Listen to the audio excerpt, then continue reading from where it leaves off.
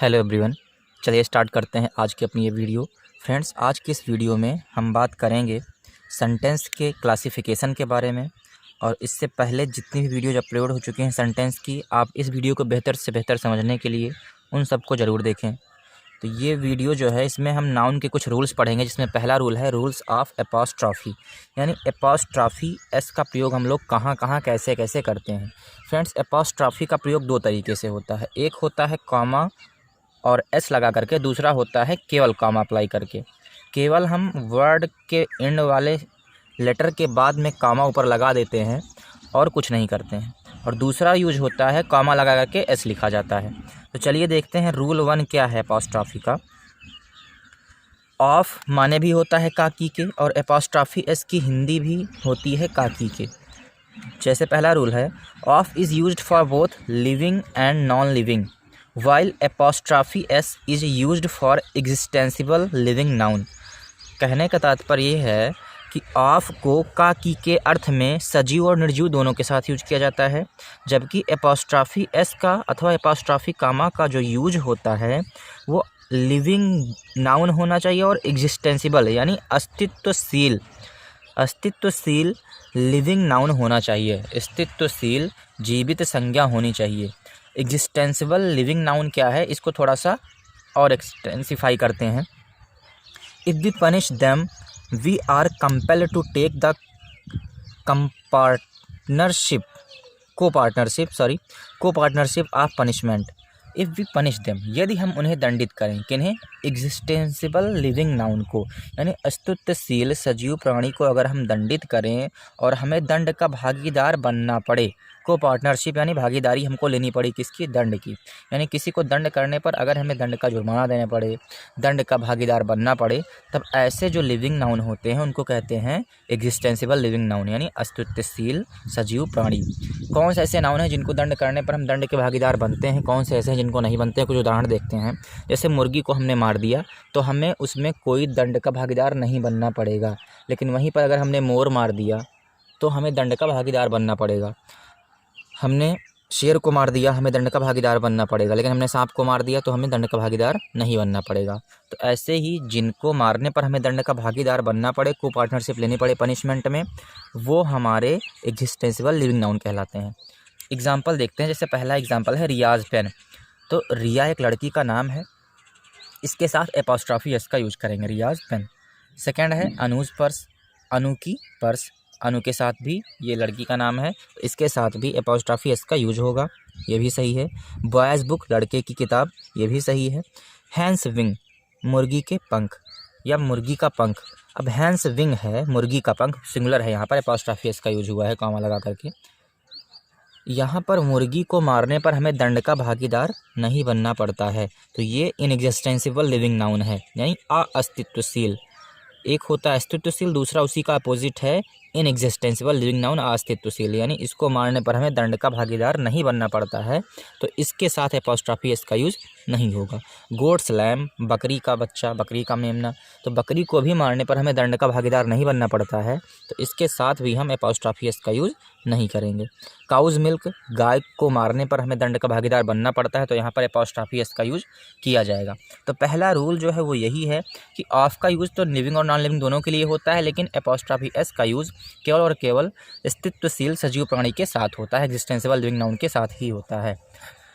Second rule है, if a noun has more than one words then apostrophe S अथवा apostrophe comma, दोनों को जब एपॉस्ट्रॉफी एस कहा जाए मतलब एपॉस्ट्रॉफी एस अथवा एपॉस्ट्रॉफी कामा दोनों। If a noun has more than one words, अगर एक नाउन में एक से अधिक शब्द हैं, तब apostrophe is used with the last word of that noun, तब एपॉस्ट्रॉफी का प्रयोग उस नाउन के अंतिम शब्द के साथ ही किया जाता है। जैसे सपोज दैट हमने लिखना है साले का या साली का, ब्रदर इन लॉ माने होता है साला, तो यहाँ पर ब्रदर इन लॉ 3 वर्ड से मिलकर के बना है, लास्ट वर्ड है लॉ, तो लॉ के बाद में हम एपॉस्ट्रॉफी एस लगाएंगे। मैंने कहा साले की पत्नी, तो ब्रदर इन लॉज वाइफ। अब कई सारे हैं, अगर आपके ये जो नाउन है वो अगर प्लूरल है तो यहाँ पर जो रूट वर्ड है उसी में आप एस लगाएंगे, ब्रदर्स इन लॉ, और इसमें अपॉस्ट्रोफी एस लगाना होगा तो आप लास्ट में ब्रदर्स इन लॉज हो जाएगा। जैसे देखिए example, my brother in law's uncle is very old, मेरे साले के अंकल बहुत बूढ़े हैं। तो यहाँ पर जो अपॉस्ट्रोफी एस का यूज हुआ है वो नाउन के लास्ट वर्ड में लगाया गया है, माई ब्रदर इन लॉज। ये नहीं कि यहाँ पर ब्रदर्स इन लॉ, यहाँ पर अपॉस्ट्रोफी एस का यूज ना हो करके लास्ट नाउन के लास्ट वर्ड में ही यूज होगा अपॉस्ट्रोफी एस का। अगर नाउन मोर देन वन वर्ड से मिलकर के बना है तो जो अपॉस्ट्रोफी का यूज है वो लास्ट वर्ड पर ही किया जाएगा। My brother in law's uncle is very old. Second example है हर ब्रदर्स इन लॉज, यहाँ पर प्लूरल में है नाउन, यानी उसके सालों के, नेबर्स माने पड़ोसी, आर रिच, ARE होगा, यहाँ पर वाई लिख गया है। Her brothers in laws neighbours are rich, उसके सालों के पड़ोसी धनी हैं। तो यहाँ पर प्लूरल नाउन है तो रूट वर्ड में हमने ऐसे एस लगा दिया और उसके बाद जो लास्ट वर्ड है उसमें अपॉस्ट्रोफी का यूज हो गया।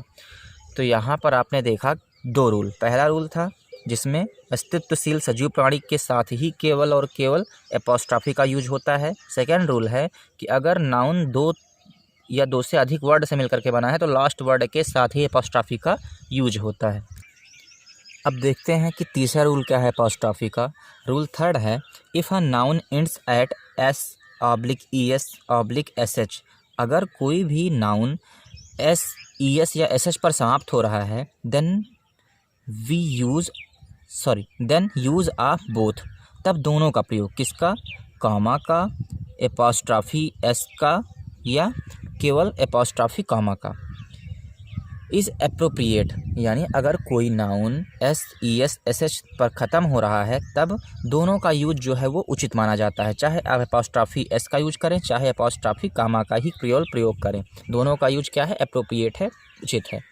बट इन सीडिंग्स ऑर्डर, लेकिन वरीयता क्रम में we should give first priority to apostrophe comma, परंतु वरीयता क्रम में अगर हम बात करें तो हमको पहली प्राथमिकता देनी चाहिए अपॉस्ट्रोफी कॉमा को।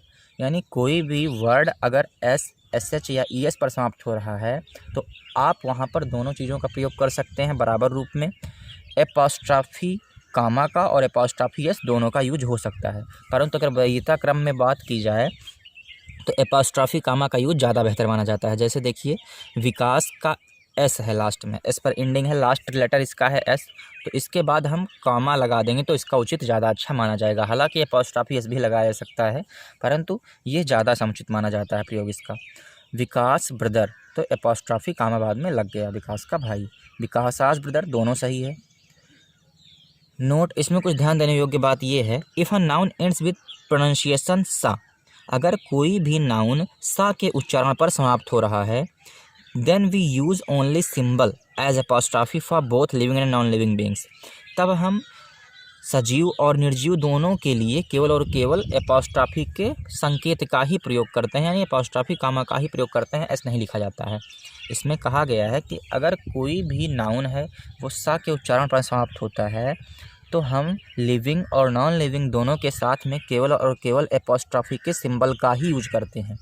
जैसे पीस सेक, पीस माने होता है शांति, सेक माने खातिर, के लिए, पीस माने शांति, ये सा पर समाप्त हुआ है तो अपॉस्ट्रोफी कॉमा का ही यूज होगा यहाँ पर। पीस सेक यानी कहा जाता है ना शांति के लिए, फॉर पीस सेक, तो पीस के बाद अपॉस्ट्रोफी कॉमा का ही यूज होगा, शांति के लिए, यहाँ पर के अर्थ में अपॉस्ट्रोफी कॉमा का यूज हुआ, पीस सेक, शांति के खातिर। जस्टिस रूल, अब यहाँ पर जस्टिस जो लास्ट वर्ड है प्रोनाउंसिएशन में वो सा पर एंड हो रहा है तो अपॉस्ट्रोफी कॉमा का यूज होगा, यानी न्याय का नियम, न्याय का नियम। अब यहाँ पर न्याय के नियम में का की के लिए अपॉस्ट्रोफी कॉमा का यूज हुआ है क्योंकि यहाँ पर जो एंडिंग वर्ड है उसका जो प्रोनाउंसिएशन है वो है सा, जस्टिस, तो यहाँ पर केवल और केवल कॉमा का ही यूज होगा, चाहे वो लिविंग बीइंग हो चाहे नॉन लिविंग बीइंग हो।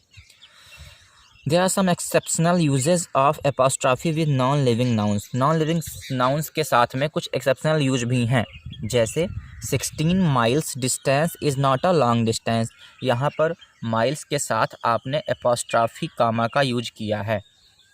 16 miles distance, कहा गया है कि 16 मील की दूरी कोई बहुत लंबी दूरी नहीं है, तो ये थोड़ा अपवाद स्वरूप इसका यूज है। 16 माइल्स, इसमें आपने देखा अंत में क्या आया है, सा आया है और आपने ऊपर एपॉस्ट्रॉफी कामा का यूज किया है, यानी ये तो ऊपर वाला ही रूल फॉलो हो गया कि अंतिम अक्षर अगर सा के उच्चारण पर समाप्त होता है तो आप एपॉस्ट्रॉफी कामा का यूज करेंगे। इसमें सेकंड जो एक्सेप्शन वाला है वो दिया गया है कोर्ट्स ऑर्डर, यानी कोर्ट का ऑर्डर। ये आपका बताया गया है कि नॉन लिविंग बीइंग के साथ आप कभी भी यूज नहीं करते हैं किसका, एपॉस्ट्रॉफी कामा का, लेकिन या एपॉस्ट्रॉफी एस का, लेकिन यहाँ पर किया गया है, तो ये एक्सेप्शनल केस है, कोर्ट्स ऑर्डर। थर्ड है नेचर्स लॉ, प्रकृति का नियम, यहाँ भी एपॉस्ट्रॉफी का यूज हुआ है, तो ये सब थोड़ा सा एक्सेप्शनल पड़ जाते हैं, कोर्ट्स ऑर्डर, नेचर्स लॉ। तो ये एपॉस्ट्रॉफी के कुछ रूल्स हुए, बाकी कई सारे रूल्स अभी एपॉस्ट्रॉफी के बचे हुए हैं, नाउन के बचे हुए हैं, उनको हम देखेंगे अगली वीडियो में। ये वीडियो आप लाइक कीजिए, शेयर कीजिए और चैनल को सब्सक्राइब कीजिए। अगर चैनल पर नए हैं तो बेल आइकन भी प्रेस करिए। Thank you.